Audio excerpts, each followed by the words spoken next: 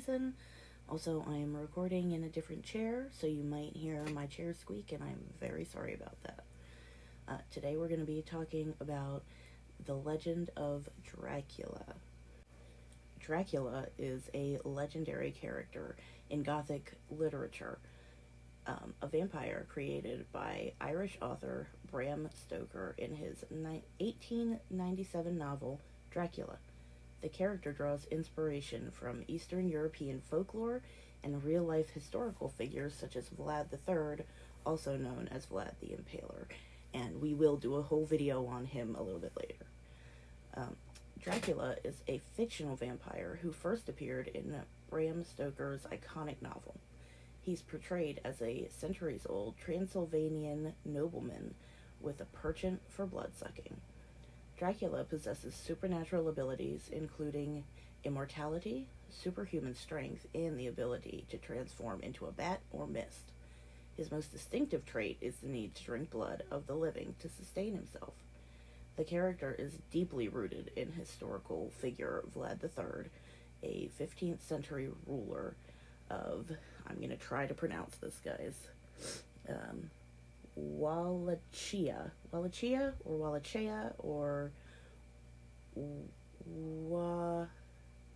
Wachia? Sorry to my Romanian people. Let's see. He was notorious for his brutal methods of punishment for his enemies, including impaling them on stakes. Stoker borrowed elements of Vlad's persona to create a fearsome and charismatic vampire antagonist. Dracula's portrayal varies in different adaptations, but he is typically depicted as a charismatic and seductive figure who preys on innocent victims, often using mind control or hypnotism to lure them. He is also vulnerable to sunlight, garlic, crucifixes, and wooden stakes through the heart, which are common vampire weaknesses in folklore. Over the years, Dracula has become an enduring symbol of the vampire genre, inspiring countless books, films, and other media. His character has evolved and been reimagined in various ways, but the core elements of a bloodthirsty, immortal, and captivating vampire remain central to his identity. The origins of the vampire myth, which eventually led to the creation of characters like Dracula, are complex and rooted in various ancient cultures and folklore. Here are some of the earliest origins and influences that contributed to the vampire myth. Ancient Mesopotamia. The earliest recorded vampire-like entity can be traced back to ancient Mesopotamia, modern-day Iraq, where there are stories of demons or spirits, such as the Lilitu or Lilith, who would attack and harm people often at night. These malevolent entities bear some resemblance to later vampire legends. Ancient Greece and Rome, there were tales of revenants or undead creatures that returned from the dead to harm the living. These creatures were often associated with improper burial rituals or unfinished business in the afterlife. Slavic folklore. Eastern European folklore, such as Slavic regions like Russia and Ukraine, contain some of the earliest vampire-like beings. Creatures such as the Iprur. I am so sorry. Languages are not my forte, so it's Iprur, Upir. I'm not sure exactly how to say it. Or Nosferatu, were undead beings that drank blood or life force from the beginning. These stories served as precursors to the modern vampire. Medieval Europe. During the Middle Ages in Europe, superstitions about the dead rising from their graves and consuming the blood of the living were prevalent. This was partially due to the lack of understanding of decomposition and natural decay processes, leading people to believe that the dead could return to life. The vampire hysteria of the 18th century. In the 18th century, parts of Eastern Europe experienced a vampire hysteria with reports of alleged vampire attacks. This phenomenon was driven by fear, superstition, and the lack of knowledge about decomposition. Literary influences. The literary works of authors such as John Pilorty, The Vampire, Vampyre, or R-E, in 1819, and Sheridan Le Fanu Carmela, 1872, contributed to the development of vampire fiction. However, it was Bram Stoker's 1897 novel Dracula that solidified the modern vampire and popularized the character of Count Dracula. Vlad the Impaler, although not a vampire, the historical figure of Vlad III, also known as Vlad the Impaler, ruler of, I'm going to try this again, Wichala, I'm so sorry, in the 15th century, inspired certain aspects of Count Dracula's character. Vlad's reputation for extreme cruelty and impaling his enemies contributed to the dark and violent image of the vampire. These early origins and influences gradually made their way into the vampire myth we know today, with Bram Stoker's Dracula serving as a pivotal moment in its evolution, shaping the modern vampire and solidifying its place in popular culture. Some of the earliest predecessor traditions and beliefs include Lilith in ancient Mesopotamia and Greek mythology, respectively. There were female demons known as Lilith or Lamia, who were often associated with child abductions and harm. These figures shared some similarities with later vampire legends, particularly in their malevolent nature. Revenants. The concept of revenants, which are deceased individuals who return from the dead, existed in various cultures. In medieval Europe, revenants were often believed to be responsible for causing harm to the living.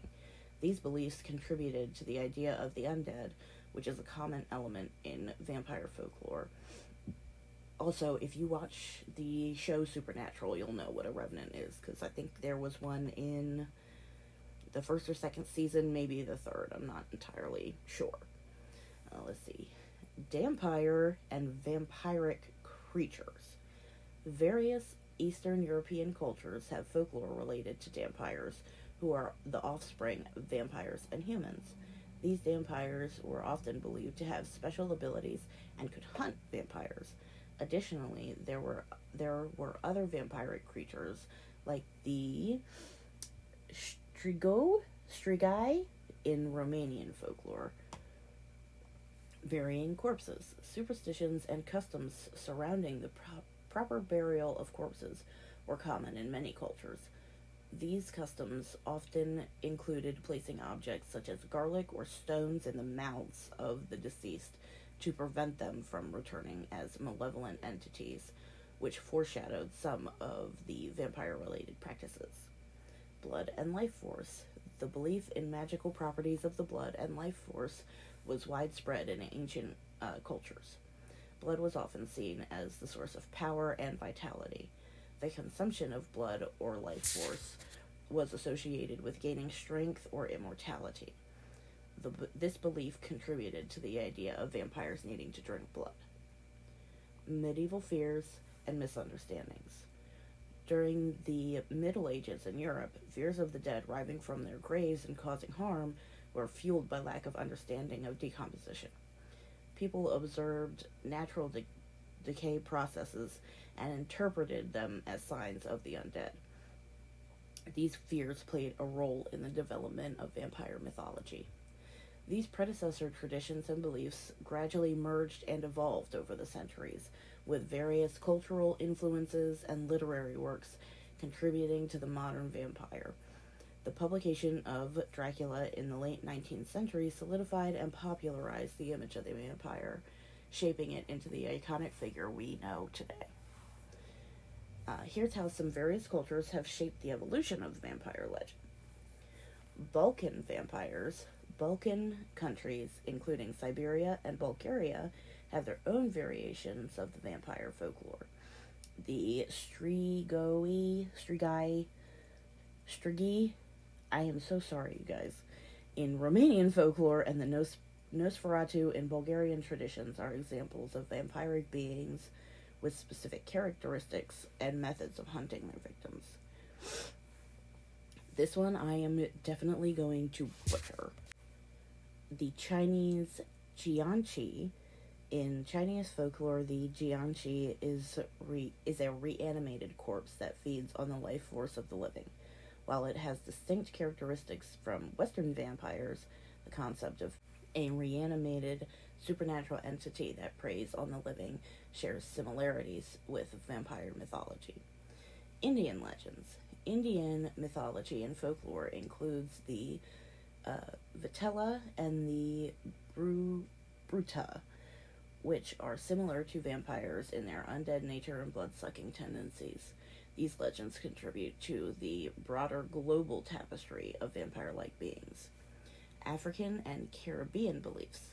Some African and Caribbean cultures have beliefs in entities such as the, wow, these are going to be butchered, I'm so sorry, Obiafu, or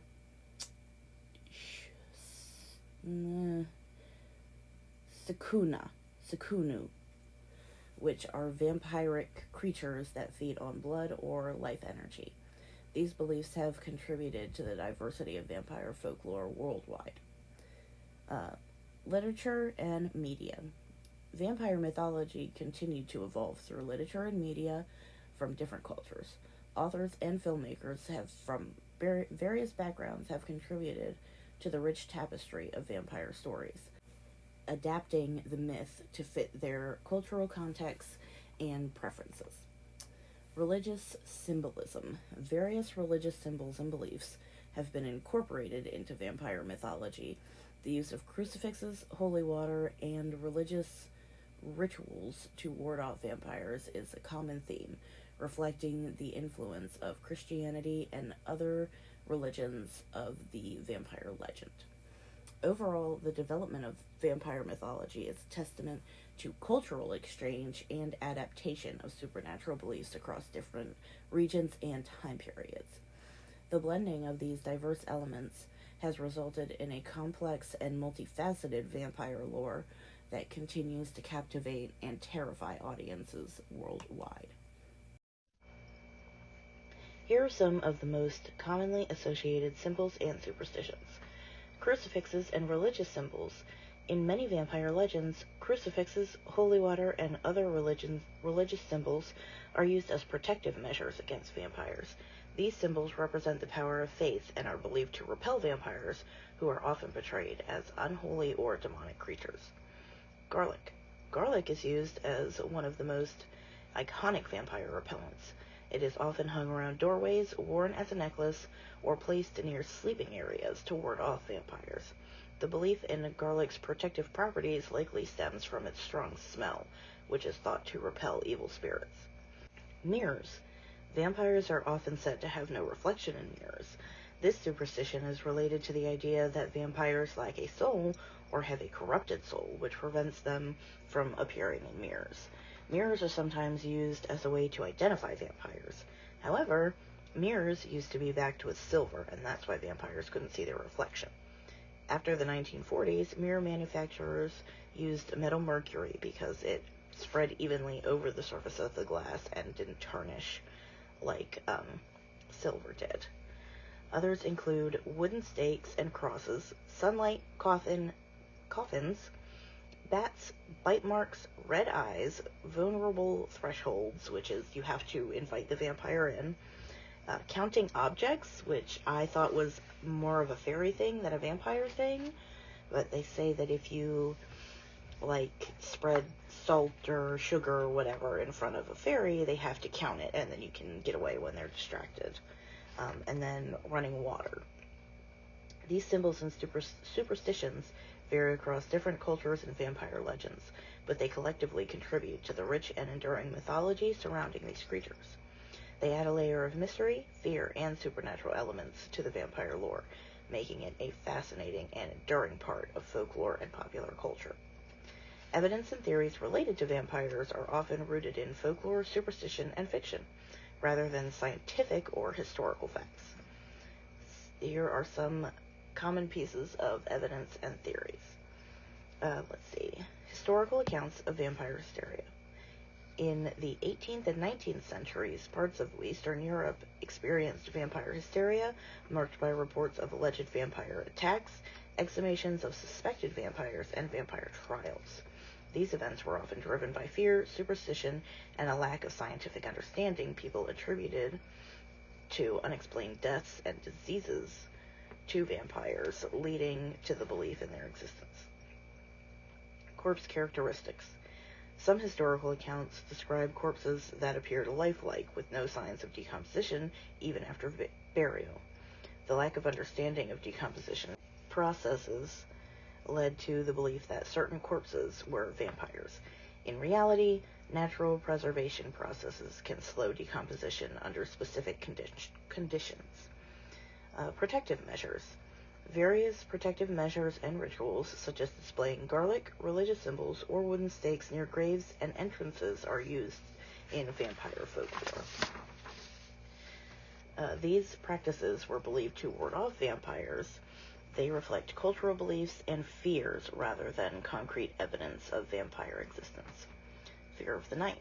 Vampires are often associated with the night, and many legends depict them as nocturnal creatures. Fear of the dark and the unknown contributed to the association between vampires and the night. Creatures that came out in the night were often considered dangerous or supernatural. Blood-sucking myths. Vampire legends frequently involve creatures that drink blood to sustain themselves. The idea of blood-sucking vampires may have been influenced by ancient beliefs in the mythical properties of blood. These legends explore themes of life, death, and the fear of losing vitality. Vampire folklore worldwide. Similar vampire-like beings are found in folklore across various cultures and regions. The widespread existence of vampire-like creatures in diverse cultures suggests that the vampire myth is a universal reflection of human fears and beliefs related to death, the afterlife, and the supernatural. Literary and media influence. Vampire mythology has been popularized and expanded through literature, films, and television series. Fictional portrayals of vampires, such as Bram Stoker's Dracula, and later the works of Interview with the Vampire and many others, have contributed to the enduring appeal and evolution of vampire lore. Lack of scientific evidence. Despite centuries of vampire legends, there is no scientific evidence to support the existence of supernatural blood-sucking creatures. Vampires are primarily produced in folklore, imagination, and storytelling. Scientific understandings of biology, disease, and decomposition have debunked many vampire-related beliefs.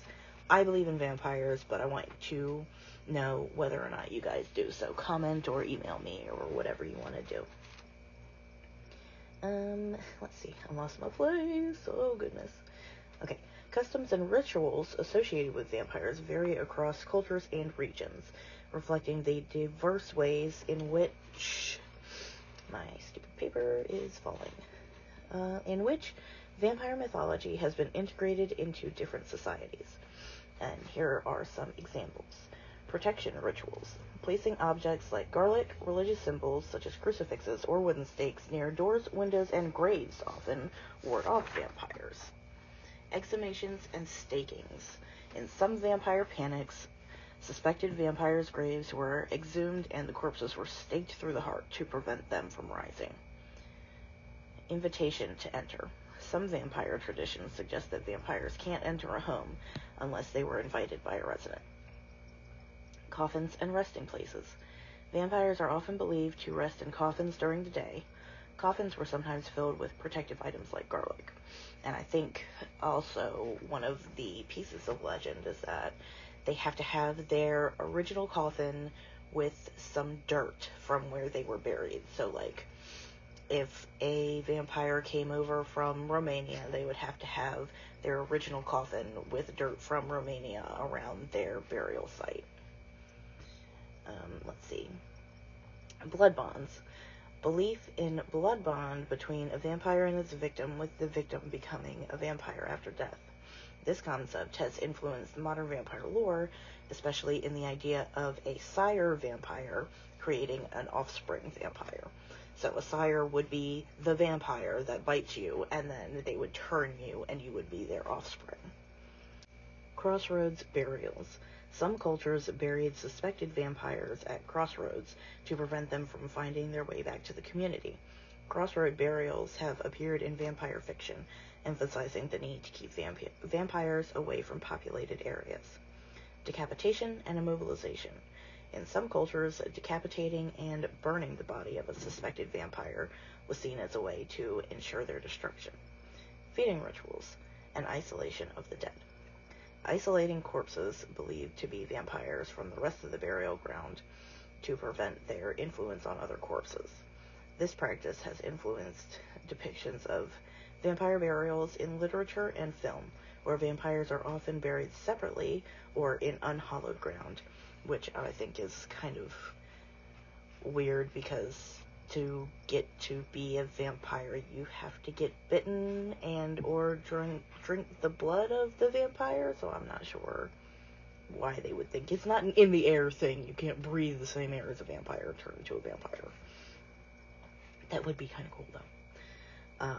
Let's see. Incorporating these customs and rituals into vampire fiction and media has enriched the mythology, providing rules, challenges, and opportunities for suspense and drama. These traditions have become essential elements in the portrayal of vampires, allowing writers and filmmakers to build on centuries of folklore while crafting new and captivating narratives.